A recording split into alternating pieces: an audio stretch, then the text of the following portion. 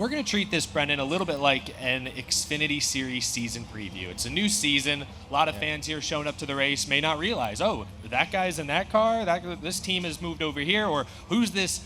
They get younger and younger every year. Who's this guy just turned 18 years old who's driving a Gibbs car? There's a lot of those in the Xfinity Series. So I want to ask you about a few drivers, and we can kind of talk about what we maybe expect to see from them this year. You said you just got back from your competition meeting, so this is an extension of that. We're going to continue scouting your competition.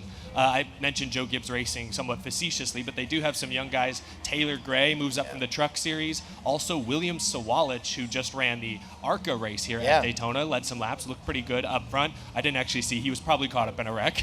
Most everyone was. But what do you think of those two guys? What do you think of Joe Gibbs Racing's lineup? They also brought veteran Brandon Jones back over as well. What do you think of Joe Gibbs Racing this year? Yeah, I think it's going to be interesting to see how Brandon jumps back in there, if they can kind of fire off where he left off. He was always a really fast driver and made playoffs and has won a few races, for Gibbs. So I think they're kind of leaning on him to be that guy for the younger guys. Sawalich is going to.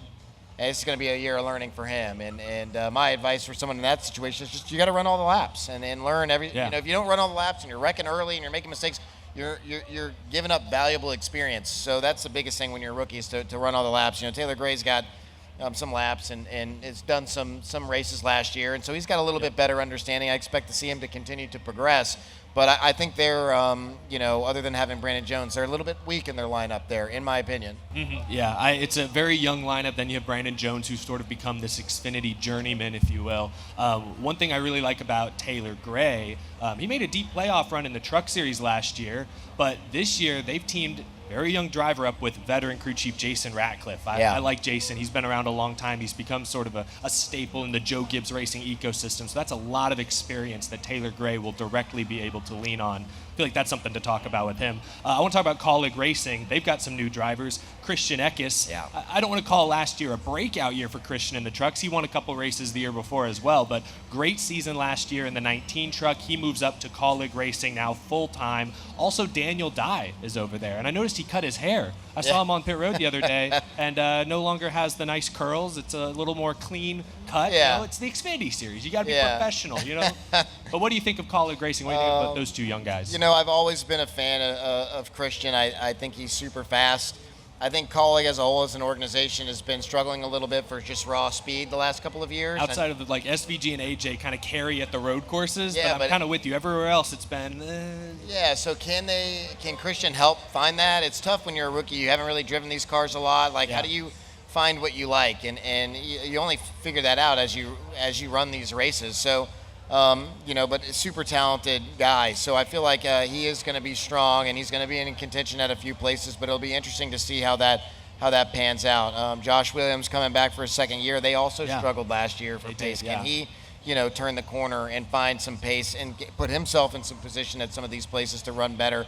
It's just this is tough. It's a tough sport, and there are points where, over their existence where they have been like, oh man, they might be one of the dominant teams, the dominant force. They were on this upward trajectory for 2-3 years now, and I think it's safe to say they've kind of flatlined. They've plateaued right around 8th place. Yeah. Although I would say that AJ Allmendinger did advance to the championship 4 last year. Although, again, on top of that, you saw Phoenix. They were really not in the same league as the other championship. Yes. So there's still some work to do. Yeah, absolutely. So can they get there? That's the story of this year for them, I feel like. Absolutely, yeah. They'll be interesting to watch. I forgot about Josh Williams, but year 2 with Colleague Racing. I'm hoping to see a good jump because Josh is a fun guy. He's a good guy to root for.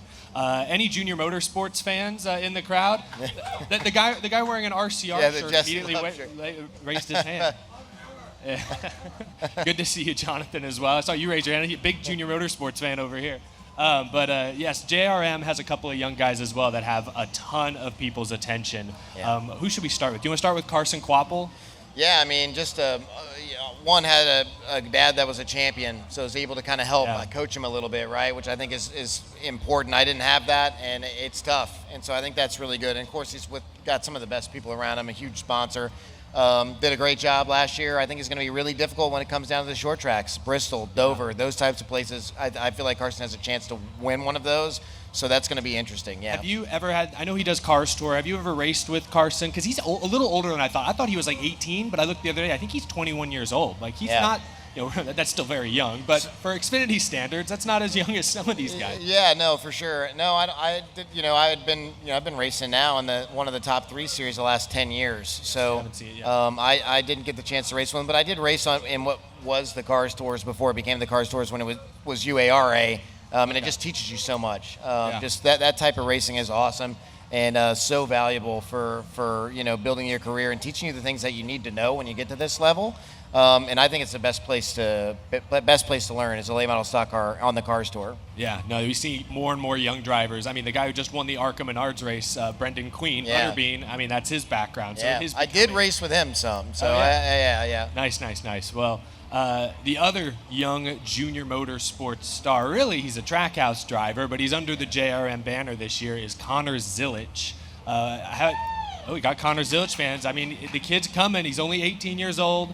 He's going to make his Cup Series debut in a couple weeks. Red Bull athlete. I mean, the accolades are already piling up. He won his Xfinity debut last season. The little bit you got to race with him, what have you seen from Connor Zilisch, and what are your expectations? Well, just really talented and just able to soak up so much stuff so quickly and then apply it, which is a difficult thing to do.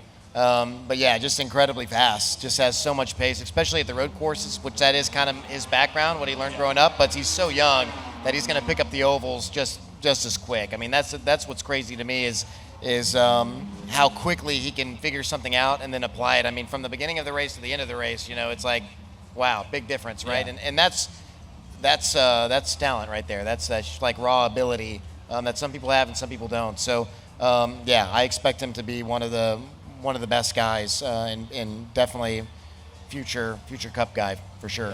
Yeah. No, he's rising up the ranks. What jumped out to me in the last year, that Watkins Glen race, he nearly won with parts falling off the car.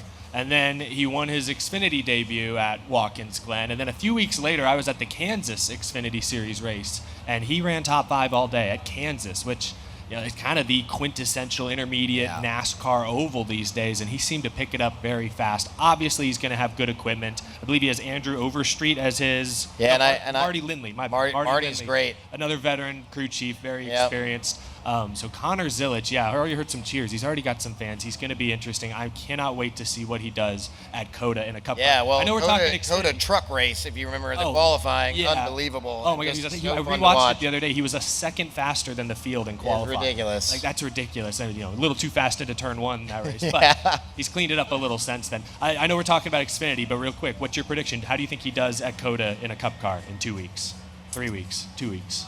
I mean, that's tough to say. Cup is really tough, and everybody in the field is really good. But I'd like to give him the benefit of the doubt just because of his abilities and say a top 15. I'll give him a top 15. I feel like that's the realistic prediction, but I'm going to go bold because that's what makes for good content. I think he gets the top 5.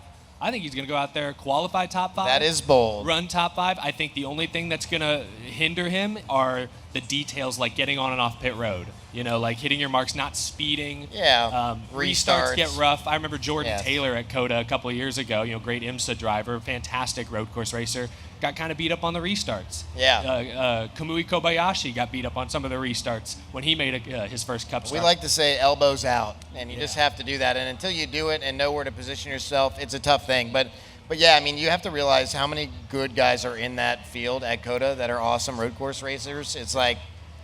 But my other argument is that they've changed the course slightly. They've added. Slightly. So there's a couple of new corners. Maybe that's where he'll find a second lap in those 2 corners. Maybe. I don't know. Well, so those are some of the biggest names. Nick Sanchez, want to mention him as well. He's driving for Big Machine Racing. He won the truck race here at Daytona 1 year ago. So what do you make of Nick Sanchez? Well, I mean, just another talented rookie guy, but the trucks to Xfinity is quite a jump. And then from Xfinity to Cup is like even a crazier jump. Sure. I don't know. You just have to see. I know he's ran a couple Xfinity races before, but only time will tell. And I think he still has some developing to do. So we'll see. For me, it's just can you run every race, run every lap, learn as much as you can, put it away, and then apply it. And how fast can you apply it? And that's kind of like what Nick has to work on. The same as those other guys, those other rookies too.